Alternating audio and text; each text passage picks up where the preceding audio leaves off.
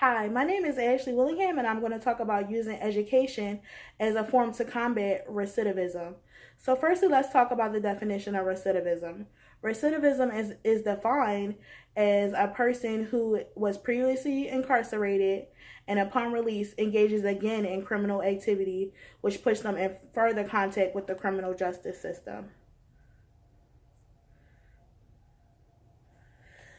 So, early history of corrections in this country, we mostly got our thinking from England, but it was seen as a punishment, as retribution for a crime that you committed. So it was often a public spectacle. Everyone saw, what was going on. It was often torture that was losing a limb or beheading or being put to death. This all went on in the town square so that nothing was private, and it was used as a deterrent to say, "Hey, look at this person, and look what they did, and I don't want to be like that. I don't want to lose a limb. I don't want to be put on display for everyone to see." So the punishments were often extremely harsh.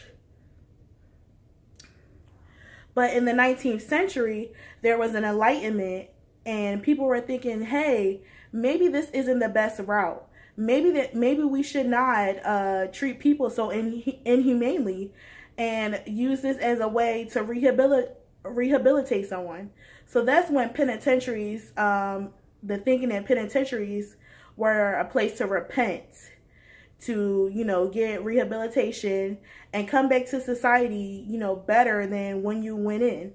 So this all started in there's a famous jail on Walnut Street called the Pennsylvania State Penitentiary. It's an older jail, and that's where that started. That a penitentiary is where you repent, and they often use education as a tool to rehabilitate people and make them better for society. But today we're facing this phenomenon of mass incarceration in the United States. So how can we combat that, and how can we get people to not go back to prison more than one time, one and done? You learned your lesson, and this is it, because this is a problem in the United States. In the last 30 years, there's been a 700% increase in the amount of people that are incarcerated. And the United States is only 5% of the world's population, but we have 20% of the world's incarcerated. So that's disproportionate to our population. Also, around 2 million people are currently incarcerated in our jails right now.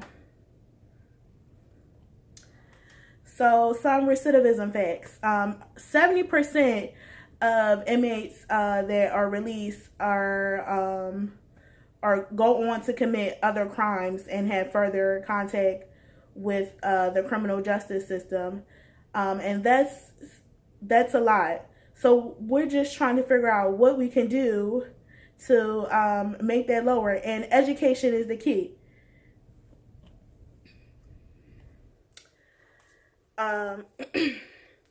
60% of inmates, before they are incarcerated for the first time, do not have a reading level above sixth grade. So that's a problem. So if you don't have the necessary skills to get a livable wage, what are you going to do? You're going to resort to crime.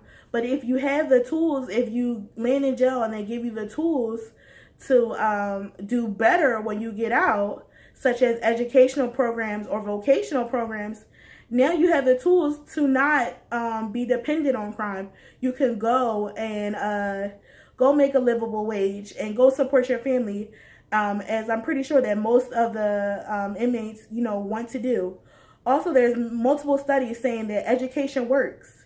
That this is a foolproof way to combat, recidivism. It not only works for the individual, but it's better for the society economically. Now that the individual has more skills that they can offer, the society, and they can take care of themselves. So,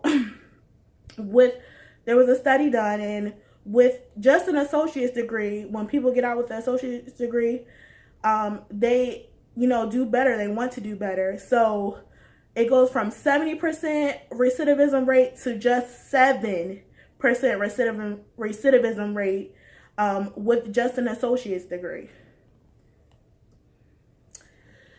So education can, be used as a tool. It's out there, it's around, and it's relatively inexpensive. We spend more money housing people in prisons for the building, the staff, the food, the clothes than we spend on providing them with an education. So it's just as simple as that. Education is the key. It's the key before you get to prison. It's the key when you get out. So thank you.